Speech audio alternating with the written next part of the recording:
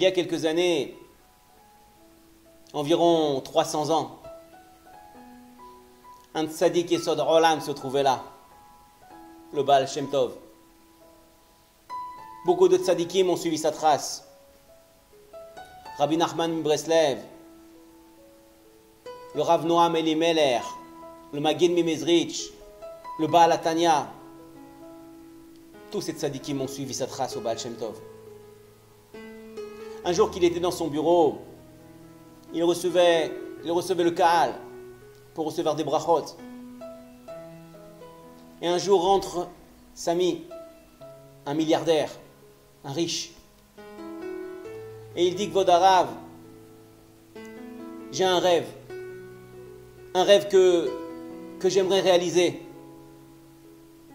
que vous m'aidiez à le réaliser. Alors le Baal Shem Tov lui dit, quel est ce rêve? Il lui dit, j'aimerais voir Eliyahu Navi de mes propres yeux. Le Baal Shem Tov le regarde, lui dit, tu es vraiment prêt à tout faire pour voir Eliyahu Navi? Il lui dit, oui. Je suis prêt à donner de ma vie. Je suis prêt à donner de mon argent, de mon temps. Je veux juste réaliser mon rêve, de voir Eliyahu Navi. Alors le Baal Shem Tov lui dit, écoute, si tu veux vraiment voir Eliyahu Navi, tu vas faire ce que je te dis. Demain, c'est Rosh Hashanah. Tu vas passer le Seder de Rosh Hashanah, pas ici avec nous dans la grande ville, mais dans un village à côté, chez une femme qui s'appelle Mazal. Là-bas, tu passeras les 2 jours de Rosh Hashanah. Et je te promets que tu verras Eliyahu Navi là-bas. Alors,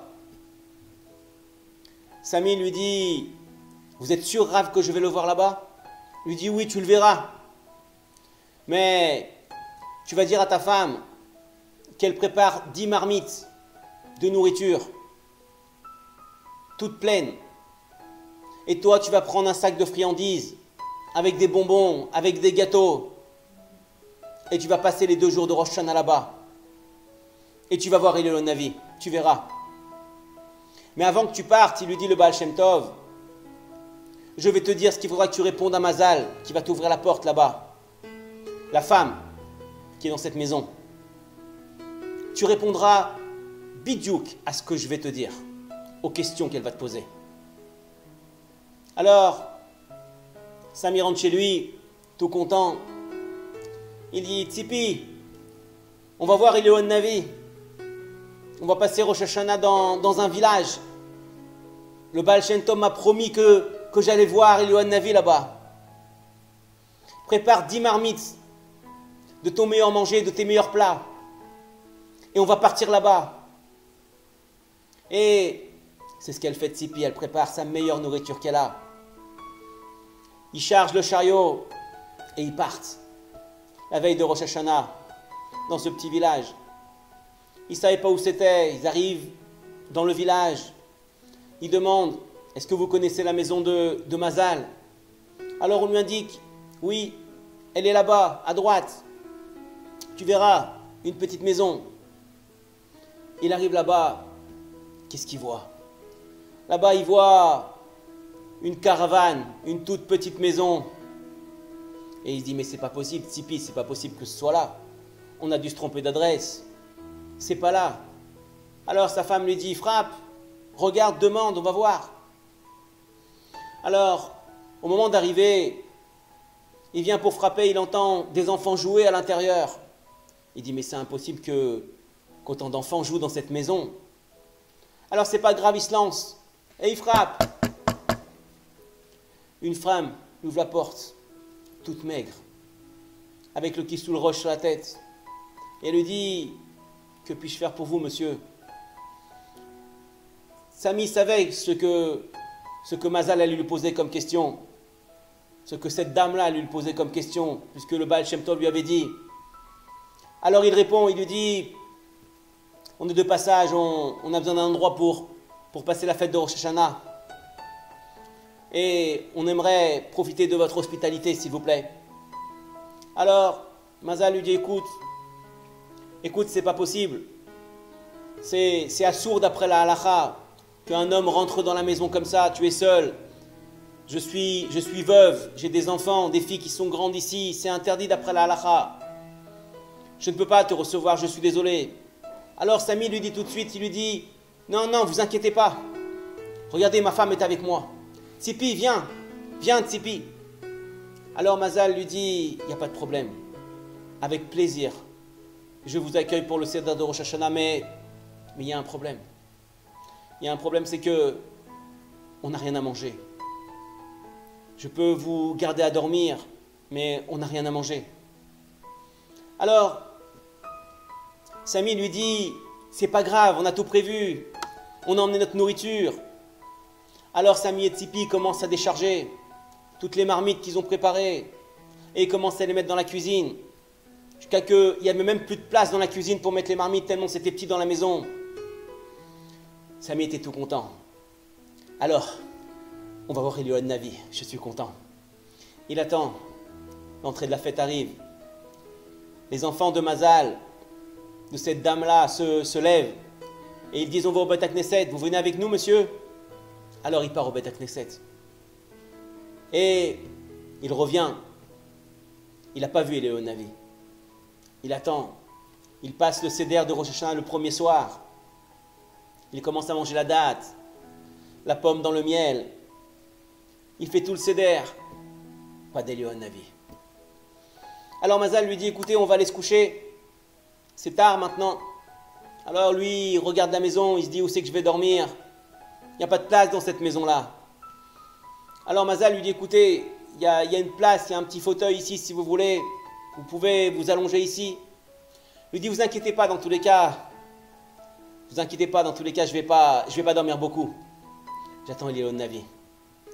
Il a attendu pendant la nuit. Et dans la nuit, il s'est endormi. Eliyahu Navi n'est pas venu. Le matin, les enfants le réveillent. Monsieur, venez, venez. Il lui dit, qu'est-ce qui se passe? Qu'est-ce qui se passe? Il lui dit, on va au Beth Knesset. Il est l'heure d'aller au Beth Knesset. Il se relève. Il réveille Tzipi. Il lui dit, Tzipi, si Eliyahu Navi vient, pendant que je ne suis pas là, appelle-moi tout de suite. Alors il part au Beth Knesset. Mincha passe. Arvit. Le premier soir de Rosh Hashanah. Personne n'est venu. Alors, Sami dit à Tzipi, écoute, peut-être qu'il n'est pas venu le premier soir, il va peut-être venir le deuxième soir. Le deuxième soir non plus, il n'est pas venu. La journée non plus, il n'est pas venu. La fin de la fête finie. Et il n'a pas vu Eliyahu Navi. Alors, il dit, peut-être qu'on va le voir au retour quand on va rentrer chez nous. Alors, Tzipi, elle enlace Mazal, elle lui dit, merci beaucoup de votre hospitalité. Mazal est confuse, elle a eu honte, puisqu'elle les a reçus, mais elle n'avait rien à leur donner à manger. Elle dit, merci, merci pour toute la nourriture qu'on a eue pendant Rosh Hashanah. Merci beaucoup d'être venu. Merci, merci. Et ils s'embrassent. Et Sami et Tzipi reprennent le chemin du retour. Arrivé à la ville, Sami rentre chez lui, il pose ses affaires et il dit à Tzipi, écoute Tzipi, je vais aller revoir le Baal Shem Tov. Parce que peut-être qu'on s'est trompé de maison, peut-être que c'était pas là. Alors il rentre chez le Baal Shem Tov, il dit Kvod Harav, tout en sueur, en transpiration, il dit Kvod Harav, peut-être qu'on s'est trompé, peut-être c'était pas là. Alors le Baal Shem Tov lui dit calme-toi, calme-toi, bois un verre d'eau, fais sha'akol, fais la bracha dessus sha'akol, calme-toi. Et il se calme. Et il lui dit, Rav, on n'a pas vu Eliyahu Navi là-bas. On n'a vu personne. Il lui dit, je sais que tu n'as vu personne. Je sais que tu n'as vu personne. Tu es vraiment prêt à voir Eliyahu Navi? Il lui dit, je suis prêt à tout pour le voir. Il dit, alors tu sais qu'est-ce que tu vas faire? Tu vas dire à ta femme qu'elle reprépare 10 marmites encore une fois. Et vous allez passer la Séouda Mafseket, qu'on fait juste avant Kippour. Vous allez la passer avec Mazal là-bas. Et là, je te promets, je te garantis que tu vas voir Eliyahu Navi. Alors, Sami dit, mais Rav, lui, t'as confiance dans ce que je te dis? Lui dit, Rav, bien sûr que j'ai confiance. Bien sûr. Lui dit, alors fais ce que je te dis. Et tu verras que là-bas, tu vas le voir. Écoute-moi. Alors, pendant 10 jours, les 10 jours entre Rosh Hashanah et Kippour, il attend. Et la veille de Kippour, il dit à Tzipi, prépare les marmites, on repart chez Mazal. On va faire la Seuda Mafseket là-bas. Il m'a fait une aftacha, il m'a fait une promesse, le Baal Shem Tov. On va voir Elionavi là-bas. Alors pareil, Tzipi, elle prépare les marmites, la nourriture, la plus belle nourriture qu'elle a. Lui, il prépare un plat, il prépare un sac de friandises, avec des bonbons, des gâteaux, des chocolats. Et il repart là-bas. Arrivé dans la maison de Mazal, il vient pour frapper à la porte, il dit, écoute Tzipi, viens à côté de moi, on va quand même s'expliquer avec Mazal, on va quand même parler avec elle, avant qu'on rentre toute la marchandise, toutes les marmites. Et juste au moment où il va frapper, il entend des pleurs à l'intérieur de la maison, des cris. Son fils de 14 ans à Mazal, il criait dans la maison, non, je veux pas jeûner pendant Kippour. J'en peux plus. Depuis que ce monsieur est venu, il nous a donné à manger pendant Rosh Hashanah. Je jeûne. Je ne vais pas encore jeûner pendant Kippour. J'en peux plus. Sa fille pareil. À côté, elle disait, 13 ans, elle disait, j'en peux plus moi non plus. On jeûne, ça fait une semaine. Depuis qu'il est venu ce monsieur-là. On en a marre de jeûner, on n'a pas à manger, on a faim, on a soif. Mazal, elle dit à ses enfants, mais c'est Kippour. Vous êtes obligés de jeûner. Et dehors, il y a Sami et Tzipi qui ont honte. Et ils entendent tout ce qui se passe à l'intérieur. Mazal, elle dit, mes enfants, venez. Venez, mes enfants. Je vous en prie, venez. Venez autour de moi dans la salle à manger. Alors tous les enfants arrivent autour de Mazal. Et elle dit, Mazal, prions. Prions, mes enfants. Faisons Teilim. Faisons Teilim et prions à Kadosh Baruch Hu. Prions à Kadosh Baruch Hu comme de la même façon qu'à Rosh Hashanah. Pendant les 2 jours, il nous a envoyé Eliyahu Navi et sa femme. Aujourd'hui, à la Seuda Mafseket, il va nous envoyer Eliyahu Navi aussi pour nous donner à manger. Avant le jeûne de Kippour. Et dehors, il y avait Sami et Tzipi qui écoutaient cette histoire. Ils ont entendu cette phrase-là. Ils commencent à se regarder. Ils commencent à pleurer. Et ils ont compris que c'était eux, Eliyahu Navi, en fait. En fait, mes amis, chaque juif, chaque béné Israël, chaque bat Israël, c'est Eliyahu Navi. Des fois, on est dans la nuit, et puis on voit quelqu'un sur le bord de la route, qui a crevé un pneu, et on s'arrête, on lui demande comment ça va, on lui demande, je peux vous aider, monsieur? Quand on l'aide, quand on lui change son pneu, cette personne-là, quand elle rentre chez elle, qu'est-ce qu'il dit à sa femme? Il dit à quelqu'un qui m'a sauvé dans la nuit, c'était Eliyahu Navi, j'en suis sûr. Sa femme, elle le croit. Quand une femme, elle est dans la peine chez elle avec son mari, ou son mari même, il est dans la peine, il a besoin d'une épaule pour le soutenir. Il a besoin d'une épaule pour la soutenir. Qui sait qui la soutient? C'est sa femme. Avec l'aide d'Eliyahu Navi en haut, on doit avoir de la miséricorde pour l'Am Israël, pour nos frères qui ont besoin de nous. Chacun de nous est Eliyahu Navi. Chacun de nous a besoin de nous. On ne fait pas attention à qui c'est qu'on a à côté de nous, mais c'est à eux qu'il faut faire attention. Les Chachamim m'expliquent et disent qu'il y a beaucoup de femmes. Il y a beaucoup de femmes qui distribuent des nérotes la veille de Shabbat. Pourquoi est-ce qu'elles font ça? Parce qu'elles ont besoin d'aider le Ham Israël. Il faut être Merachem pour le Ham Israël. Pour le Klal Israël, ils ont besoin de nous. Chaque béné Israël qui revient à la Torah, c'est comme s'il faisait Triyat HaMetim, comme s'il le ramenait à la vie. Des fois, on critique nos voisins.